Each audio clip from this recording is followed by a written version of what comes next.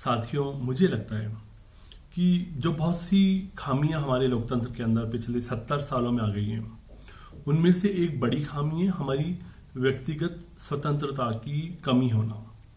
आज भी अंग्रेजों के जाने के बाद सरकार तो हमारे लोगों की है। पिछले 70 वर्षों से हमारे ही लोग शासन कर रहे हैं, लेकिन आपने अच्छी तरह से देखा है कि ये किस तरह का शासन है।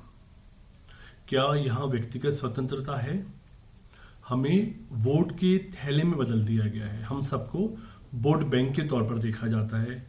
हम हिंदू हैं, हम मुसलमान हैं, हम ब्राह्मण हैं, हम राजपूत हैं, हम दलित हैं, हम आदिवासी हैं, हम मीणा हैं, हम गुर्जर हैं, हम राजपूत हैं, हम बनिया हैं। इस आधार पर हमारी निर्णय तय होती है कि हमारे साथ क्या होने वाला है। आपको ऐसा लगता है कि किसी भी एक व्यक्ति की हैसियत इस लोकतंत्र के अंदर है? एक व्यक्ति के बारे में यहाँ कोई बातचीत नहीं है। व्यक्तिगत स्वतंत्रता हमारी लगभग शून्य स्तर के ऊपर है। जब तक हमारे नागरिकों के वजूद को, उनकी हैसियत को सही जगह नहीं मिल सकेगी, जो आज़ादी हमें मिली है वो बेमानी है, उसका कोई मायने नहीं। साथियों, इसी तरह से हमारे देश में आज़ादी के बाद भी मानवीय गरिमा बहुत नीचे चली गई है। हमें इंसानों की कदर नहीं है। हम इंसानों को उनकी वजन के हिसाब से तौलते हैं। हम उनके बारे में निर्णय उनकी जातियों के आधार पर लेते हैं। हम उनके बारे में निर्णय उनके धर्म के आधार पर लेते हैं। हम व्यक्ति के बारे में निर्णय नहीं लेते हैं। आज की तारीख में प्रशासन की स्थिति आप समझिए।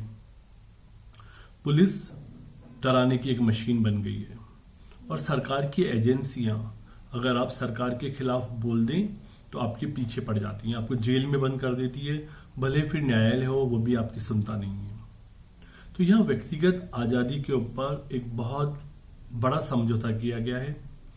हम सबको वोटों के थैलों में तब्दील कर दिया गया है।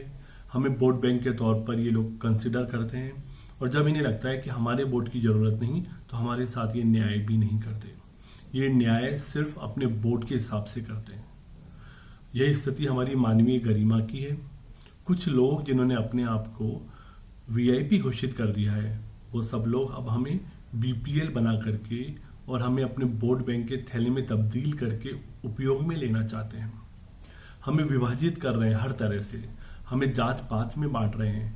आपने देखा है कि पिछले 70 सालों में किस तरह अमीर अमीर होते चले गए हैं और गरीब गरीब होते चले गए। किस तरह से जातियां ज्यादा महत्वपूर्ण हो गई हैं। किस तरह से धर्म को लेकर के कितने दंगे हो रहे हैं, और राजनीतिक पार्टियां खुलेआम धर्म को आगे लेकर के आ रही हैं। हमारे अमर शहीदों ने निर्णय लिया था कि भारत एक ऐसा मुल्क होगा जहां कोई धर्म और जाति का भेदभाव नहीं होगा, लेकिन सरकारें वोट के चक्कर में उन बातों को भूल चुकी हैं। हमारे लोगों के साथ अन्याय किया जा रहा है। मित्रों, खुशहाली क्या है? मैंने आपको पहले भी बताया कि एक ऐसा मुल्क जहां खुशहाली ना हो, वहां पर आज़ादी के क्या मायने हैं। लोगों के घर की सुविधा के बारे में, लोगों के आर्थिक स्थिति के बारे में, लोगों की जीवन स्तर के बारे में कौन सी पार्टी सोच रही है? आपके पास घर हो या ना हो, आपके पास आमदनी हो या ना हो, आपके पास सुविधाएं हो या ना हो, आपका जीवन स्तर कितना भी खराब हो, कोई राजनीतिक पार्टी आज की तारीख में आपकी उन्नति के बारे में, विकास के बारे में सोचती नहीं है। मित्रों, एक ऐसी पार्टी की आवश्यकता है जो लोगों की खुशहाली के ऊपर सोच रही हो। ऐसी पार्टी की आवश्यकता है जो खुद के महल को बनाने की जगह पर लोगों के सपनों को सजोने के ऊपर काम करे।